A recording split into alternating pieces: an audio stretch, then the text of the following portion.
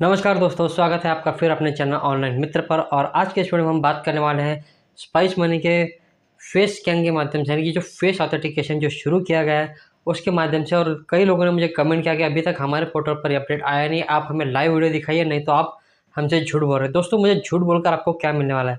इसके अलावा जब मैंने आपसे हमारे और एक यूज़र है जिन्होंने कमेंट किया था कि मैंने आपके कहने पर जो L1 डिवाइस खरीद किया और मैंने 3600 रुपये जो अपने बर्बाद करे। तो मैं बताना चाहूँगा कि देखिए, हम जो भी वीडियो बनाते हैं, वो हमारे पास जो भी जानकारी आती है वही हम आपको देते हैं। मैंने अगर आपने हमारा कोई पुराना वीडियो देखा होगा जिसमें मैंने ये कहा था कि हाँ, L1 डिवाइस ज़रूरी है ही, आज नहीं तो कल वो बंद होने ही वाला है। तो ये बात बिल्कुल सही है कि L0 डिवाइस जो बंद तो होने ही वाला है, उसकी डेडलाइन 2 महीने ही बढ़ेगी। और इस 2 महीने में हम ऐसा अनुमान लगा सकते हैं कि जितने भी एपीएस पोर्टल है, चाहे वो एयरटेल पेमेंट बैंक हो, स्पाइस मनी हो, पे नियर बाय हो या रोईनेट हो, ईजी पे, कोई भी कंपनी हो, वहाँ पर आपको फेस स्कैन का जो ऑप्शन है वो मिलने ही वाला है। क्योंकि अगर आज 4 बैंकों ने शुरू किया तो कल जितने भी बैंक हैं देश में वो सारे के सारे इसमें शुरू करेंगे, इसमें कोई दो राह नहीं है। लेकिन अगर आपने L1 डिवाइस खरीद भी लिया है तो इसमें आपका कोई नुकसान नहीं है, क्योंकि ये डिवाइस भी चलते ही रहेंगे। फेस स्कैन के साथ इनका भी ऑप्शन जो है चलते ही रहेगा। आगे भविष्य में जो भी अपडेट आते हैं वो हम आपको देते रहते हैं। आपने अगर डिवाइस परचेज भी किया तो इसमें आपका नुकसान नहीं है, क्योंकि अभी काफ़ी सारे बैंकों में अपडेट आना बाकी है और 2 महीने के एक्सटेंशन में हो सकता है कि इन बैंकों में फेस स्कैन आए या न भी आए। मेरे एक यूज़र है जो स्टेट बैंक के बारे में मुझसे काफ़ी सवाल पूछते रहते कि क्या स्टेट बैंक का एपीएस बंद होगा या नहीं होगा। तो मैं बता दूं दोस्तों कि मैंने पहले भी बता दिया कि स्टेट बैंक इतनी बड़ी बैंक है और इसके इतने सारे जो है ग्राहक है कि वो इस एपीएस सेवा को बंद कर ही नहीं सकता है। हाँ, इस पर वो लिमिटेशन लगा सकता है। इसके अलावा जब मैंने फेस स्कैन का कल वीडियो बनाया तो मुझे एक यूज़र ने कमेंट किया कि क्या फ़ायदा है इस फेस स्कैन का, जब हम 2FA के लिए फेस स्कैन का, जब हमें 2 फैक्टर ऑथेंटिकेशन के लिए हमें अपने बायोमेट्रिक मशीन का इस्तेमाल करना है। तो दोस्त, मैं ये आपको बता देना चाहता हूँ अपने इस वीडियो के माध्यम से कि जो 2 फैक्टर ऑथेंटिकेशन है, मैं इस बात में से एक क्लैरिफिकेशन देता हूँ कि स्पाइस मनी एक ऐसी कंपनी है, जो भी नया अपडेट आता है वहाँ पर आपको 2FA उसी अपडेट के साथ करने को मिलता है। जैसे आप अगर देखेंगे फिनो पेमेंट बैंक में आइरिस डिवाइस का जो है सपोर्टेड मिलता है, लेकिन 2FA करने के लिए फिनो पेमेंट बैंक आपको आइरिस का सपोर्ट नहीं देता है। उसके लिए आपको बायोमेट्रिक डिवाइस से कनेक्ट करना पड़ता है।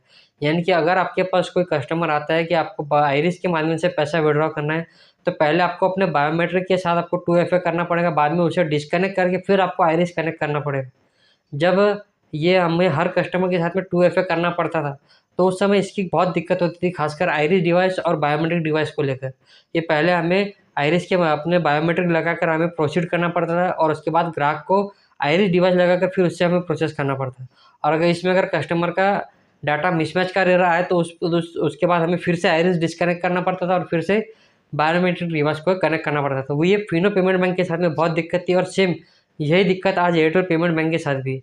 अब 2FA जो है काफ़ी सारे पोर्टल ने हटा दिया है, लगभग सिर्फ दिन में एक ही बार करना पड़ता है। लेकिन एयरटेल पेमेंट बैंक में मुझे ये दिक्कत आ रही है, पर्सनली मुझे आ रही है, आप लोगों को शायद नहीं आ रही। इसलिए काफ़ी रिटर्नर ने ये कमेंट किया था कि हमें तो कोई 2FA की दिक्कत नहीं आ रही, लेकिन मेरे और मेरे एरिया के रिटर्नर को सबको सेम प्रॉब्लम आ रही है कि जब भी वो पोर्टल को लॉग आउट करते हैं और फिर से लॉगिन करते हैं तो उस दौरान उनको 2FA करना ही पड़ रहा है। पहली बार वो अपना करते हैं, फिर जब तक पोर्टल लॉगिन रहता है तब तक उसे फिर से 2FA करने की आवश्यकता नहीं होती है। तो ये एक दिक्कत उसके साथ में अभी भी आ रही है। और इतना ही नहीं दोस्तों, एयरटेल पेमेंट बैंक में जो फेस ऑथेंटिकेशन की जो सर्विस 4 बैंकों के साथ शुरू हो चुकी है, इसके बारे में अपने पिछले वीडियो में मैंने आपको बता दिया और यही 4 बैंक आपको स्पाइस मनी में भी सर्विस दे रहे हैं। अब मैं आपको लाइव वीडियो बता रहा हूँ कि स्पाइस मनी में आप लोग फेस ऑथेंटिकेशन का इस्तेमाल कैसे कर सकते हैं। और जो मेरे वो सब्सक्राइबर थे जिन्होंने ये कमेंट किया था कि हम 2FA के लिए क्या फेस ऑथेंटिकेशन का इस्तेमाल कर सकते हैं, तो जी हाँ दोस्तों, मैंने आज मॉर्निंग में ही इसका इस्तेमाल किया और इसका मैंने वीडियो भी रिकॉर्ड करके रखा है, जो मैं आपको भी यहाँ डेमो के तौर पर पहले मैं आपको भी बताऊंगा। उससे पहले आप लोगों को क्या करना है, अगर आपको फेस चेंज का जो सर्विस इस्तेमाल करनी है, तो यहाँ पर आपको मैं एक एप्लीकेशन का फोटो बता रहा हूँ, ये आपको प्ले स्टोर से डाउनलोड करनी है। इस एप्लीकेशन का नाम है आधार फेस RD सर्विस, यानी कि फेस ऑथेंटिकेशन के माध्यम से ये आपका जो आधार से ऑथेंटिकेट करेगा। तो ये एप्लीकेशन का जो है मैं आपको फोटो बता दे रहा हूँ, ये आपको प्ले स्टोर से डाउनलोड कर लेनी है। इसके अलावा आप लोगों को अगर स्पाइस मनी के रिटर्नर है तो आप ये चेक कर लीजिए कि प्ले स्टोर पर आपको कोई नया अपडेट मिला है या नहीं। अगर आपको कोई अपडेट मिला है तो इसमें हो सकता है कि आपको फेस ऑथेंटिकेशन का अपडेट आ गया हो, या फिर हो सकता है कि 2 या 4 दिन में आप सभी को इसका ऑप्शन जो है लाइव मिल जाए। तो सबसे पहले मैं आपको 2FA का जो लाइव डेमो दिखा रहा हूँ, जिसमें मैं आपको बताऊँगा कि आपको 2FA में क्या आप लोग फेस ऑथेंटिकेशन के माध्यम से पैसा अपना 2FA कर सक रहे हैं। तो चलिए मैं आपको 2FA पे लेके चलता हूँ। तो यहाँ पर आप लोग देख सकते हैं, मैंने अपने आधार की कंप्लीट डिटेल यहाँ पर डाल दी और यहाँ पर आप नीचे देख सकते हैं बायोमेट्रिक डिवाइस की जगह पर आपको फेस स्कैन का ऑप्शन दिखाई दे रहा है। अब हम लोग क्या करने वाले, फेस स्कैन के माध्यम से अपना 2FA कंप्लीट करने वाले। तो यहाँ पर मैंने स्कैन पर क्लिक कर दिया और आप लोग देख सकते हैं यहाँ पर आपको जैसे ही आपका फोटो दिखा, आपको 2 बार जो है अपनी आंखों को बंद चालू करना है, उसके बाद आप इसका ऑथेंटिकेशन कर सकते हैं। देखिए 2FA सक्सेसफुली फेस आईडी के माध्यम से ऑथेंटिकेट हो चुका है। तो आपको मैंने अभी बता दिया कि 2FA जो है आप अब फेस स्कैन के माध्यम से भी आप 2FA कर पा रहे हैं। और अब हम चलते हैं कस्टमर्स की तरफ। अब जो ये अपडेट आया उसमें और एक दिक्कत आ रही है कि जब हम फेस स्कैन का ऑप्शन सेलेक्ट करते हैं तो वहाँ पर हमें जो बैंकों के नाम नहीं दिखा देते। तो इसका भी एक सोल्यूशन है जो मैंने आपको इसी वीडियो में बताया। अभी मैं आपको लेके चलता हूँ कि हम एक कस्टमर का हम मिनी स्टेटमेंट निकालने वाले हैं, और मिनी स्टेटमेंट निकालने के बाद मैं आपको ये बताऊँगा कि कैसे आप सिर्फ आप ध्यान रखिए दोस्तों कि अभी ये जो सर्विस है फेस ऑथेंटिकेशन की, ये सिर्फ 4 बैंकों में ही लाई हुई है। इन चारों बैंकों का नाम, पहली बैंक है एयरटेल पेमेंट बैंक, दूसरी है HDFC बैंक, तीसरी है इंडियन ओवरसीज बैंक और चौथी है कैनरा बैंक, जो पहले सिंडिकेट बैंक थे। तो ये चारों बैंकों में फेस ऑथेंटिकेशन की सर्विस जो है अभी लाई हुई है। इसमें ही आपको पोस्ट पेमेंट बैंक में भी आपको फेस ऑथेंटिकेशन का ऑप्शन दिखाई देता है, लेकिन वहाँ पर अभी तक ये सर्विस शुरू नहीं हुई। हो सकता है बहुत ही जल्द पोस्ट पेमेंट बैंक में ये सर्विस शुरू हो जाए। चलिए मैं आपको लाइव डेमो दिखाता हूँ एक कस्टमर का मिनी स्टेटमेंट चेक करके कि क्या यहाँ पर सही में हो रहा है या नहीं, और यहाँ पर जो भी दिक्कत आ रही है उसके बारे में भी मैंने आपको कंप्लीट इसमें जानकारी दी है कि किस तरह से आपको इस सर्विस का इस्तेमाल करना है। ये बहुत ही जल्द आपके इसमें लाइव हो जाएगी और आप मुझे कमेंट करके। और इतना ही नहीं दोस्तों, जब मैंने जब फेस के माध्यम से जब पैसा विड्रॉल किया, आज एक कस्टमर का मैंने 5,000 रुपये फेस के माध्यम से विड्रॉल किया। कस्टमर भी बहुत खुश हो गया, क्योंकि कस्टमर को ना तो फिंगर लगाना पड़ा और इतना ही नहीं, इतनी तेज़ी से होगा कि हम सोच भी नहीं सकते। अगर हम बायोमेट्रिक के माध्यम से अगर पैसा निकालने का प्रयास करते हैं तो वहाँ पर मैंने नोट डाउन किया कि हमें कम से कम 120 से लेकर तो 180 सेकंड, यानी कि 1 से 1.5 मिनट तक का जो समय है, 2 मिनट का समय हमें कम से कम लग जाता है कि हम पहले बायोमेट्रिक कनेक्ट करेंगे, फिर उसका RD सर्विस ऑथेंटिकेट करेगा, उसके बाद उसका लाइट लगेगा और उसके बाद वो फिंगर लगाएगा। और कई बार हमने ये देखा कि फिंगर भी है ठीक से मैच नहीं करता है। तो ऐसी स्थिति में क्या होने वाला है दोस्तों कि जैसी फेस आईडी आएगा, आपको मात्र फेस स्कैन पे क्लिक करना है और कस्टमर का फोटो। और एक बात दोस्तों, जब भी आप फेस स्कैन का इस्तेमाल करेंगे तो आपको फ्रंट कैमरे का इस्तेमाल करना है, क्योंकि बैक कैमरे से ये ठीक से काम नहीं करता है। कई बार मैंने देखा कि बैक कैमरे से आपको इसमें काफ़ी दिक्कत आ रही है, एरर देखने को मिल रहा है। तो चलिए अब मैं आपको एक मिनी स्टेटमेंट निकाल के दिखाता हूँ, वो भी मैंने अपने ही अकाउंट का निकाला है, जिससे आपको ये क्लैरिफिकेशन हो जाए कि हाँ जो भी वीडियो बनाया गया है वो एक्यूरेट है, सही है, किसी भी तरह का इसमें कोई फेक कंटेंट नहीं है। हो सकता है आपको अपडेट ना मिला हो, शायद मुझे मिला हो क्योंकि मैं उनका स्टार अधिकारी हूँ, या जितने भी स्टार अधिकारी उनको ये अपडेट मिल चुका हो। तो फेस स्कैन पर आने के बाद सबसे पहले आपका जो इंटरफेस है वो पुराना ही इंटरफेस है, लेकिन यहाँ पर आप जो नीचे देख सकते हैं जहाँ पर आपको बायोमेट्रिक का ऑप्शन मिलता है, वहाँ पर जो है आपको यहाँ पर फेस स्कैन ऐसा दिखाई दे रहा है। अभी ये जो पोर्टल है अपडेट होना बाकी है, अभी तक आप लोगों को ये शायद अपडेट नहीं मिला होगा, लेकिन कल या परसों 2 या 3 दिनों में आपको इसका अपडेट जो मिल जाएगा। तो यहाँ पर आप लोग देख सकते हैं जब हम सेलेक्ट बैंक का ऑप्शन करते हैं तो यहाँ पर एक भी बैंक का जो है नाम नहीं आ रहा है, यहाँ ऑल बैंक में भी 0 है। और इसके अलावा हम जब इसे सेलेक्ट करते हैं तो यहाँ पर जो है हमारे फेवरेट बैंक दिख रहे हैं। तो आप इन बैंक्स को अगर सेलेक्ट करना चाहते हैं तो यहाँ पर आपको फेवरेट बैंक्स में उन 4 बैंकों को जो सेलेक्ट करके रखना होगा। वो 4 बैंक कौन से हैं मैं आपको नाम बता रहा हूँ, Indian overseas bank, Canara bank, Airtel payment bank और HDFC बैंक। ये 4 बैंक जो है आपको फेस स्कैन में आपकी सहायता करेंगे। इसके अलावा अब हम लेते हैं बैक, और यहाँ से आपको अगर बैंक सेलेक्ट करनी है, अगर वहाँ पर आपने अगर फेवरेट्स में नहीं भी सेव किया और आपको अगर बैंक अगर सेलेक्ट करनी है तो वहाँ पर आप लोगों को क्या करना है, बहुत ही सिंपल है दोस्तों। यहाँ पर आपको फेस स्कैन पे क्लिक करना है और पहले अपने नॉर्मल बायोमेट्रिक डिवाइस पे क्लिक कर देना है। उसके बाद आपको यहाँ पर बैंकों के नाम दिखाई देंगे। मान लीजिए आपको इंडियन ओवरसीज़ बैंक का पैसा विड्रॉ करना है, तो मैंने इंडियन ओवरसीज़ बैंक को जो है सेलेक्ट कर लिया। उसके बाद हम यहाँ पर डिटेल डालेंगे, जैसे मुझे अब यहाँ पर मिनी स्टेटमेंट निकालना है तो मैं यहाँ पर मोबाइल नंबर डाल देता हूँ। यहाँ पर हमने जो कस्टमर का मोबाइल नंबर डाल दिया है। उसके बाद मैं यहाँ पर आधार नंबर डालूँगा। तो आधार नंबर डालने के लिए